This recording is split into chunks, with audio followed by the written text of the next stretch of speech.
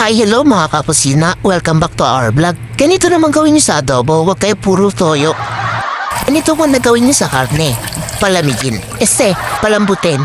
Tapos, ayun yung ingredients. Ilagay ko na lang sa screen na. Diba ang bilis ng transition? Nahiwa na lahat-lahat. Una yung gawin, syempre, buksan yung plastic. Paano niyo makukuha yung karne kung di niyo makukuha yung plastic? Ay, yung karne. Kakakapi ko lang, guys. Salit na magkising, parang nag-shutdown yung utak ko. Kung may hindi man kayo maintindihan, damayan nyo na lang po. Wala tayong magagawa eh. Ito pa yung sikreto kong malupit. Itong karne na to, sa dali ko lang to binili. 500 grams na siya, pero 175 pesos lang.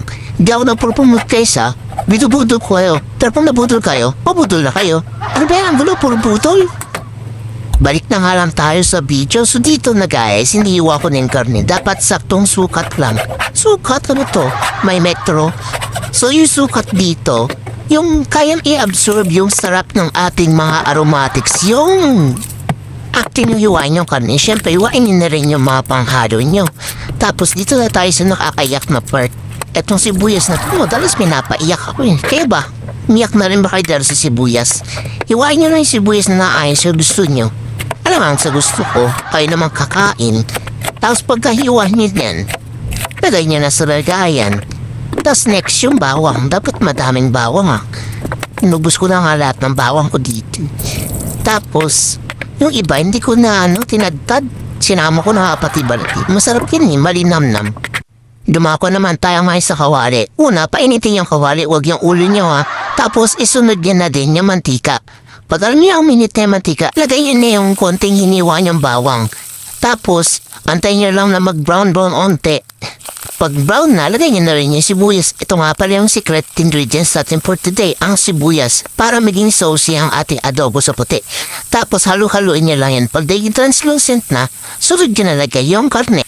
Kapag nalagay nyo na lahat ng karne, haluin nyo lang ito, tas takpan. After 1 minute, buksan, i-check, haluin, takpan.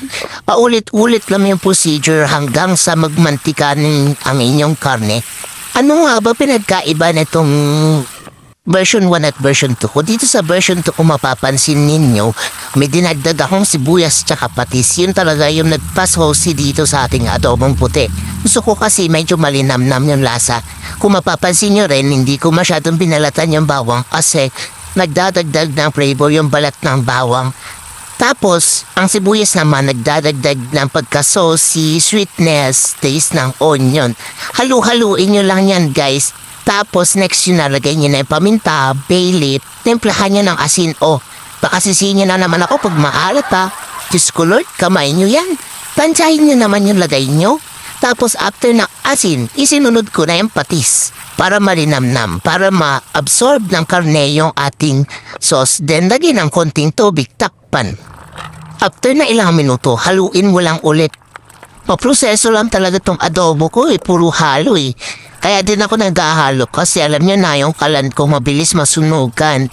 Kung kalan nyo naman ay okay at hindi mabilis masunugan, edi kayo na mag-adjusting na nyo na lang kung kailangan nyo ng haluin na hindi. Dito sa susunod na procedure, naglagay na ako ng suka.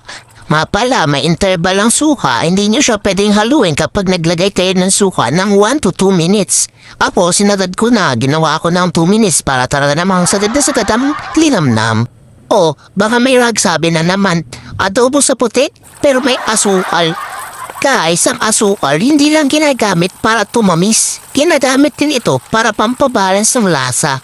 Sa akin kasi, hindi balance yung lasa nito. Kaya naglagay ako ng kaunting asukal. Tapos, after nyan, syempre, option nyo na lang to kung gusto nyo maglagay ng magic sarap. Pero ako, naglagay ako ng kaunting magic sarap para talaga mag-well combine lahat ng lasa. Tapos sa inyo na yan kung gusto nyo natural or artificial. Ako kasi, mahilig ako sa magic sarap. Pero dapat kalmado lang yung gamit nyo kasi kapag sumobra, masama din yun. So dito guys, pinapatuyo ko na lang yung adobo. Kasabi nga nila, the more na mas tuyo, the more na mas masarap. Talaga pa? Then after nyan, ready to serve na. Enjoy your adobo sa puti. Comment down below kung nagustuhan niyo yung recipe na to. And don't forget to check my previous video. Bye!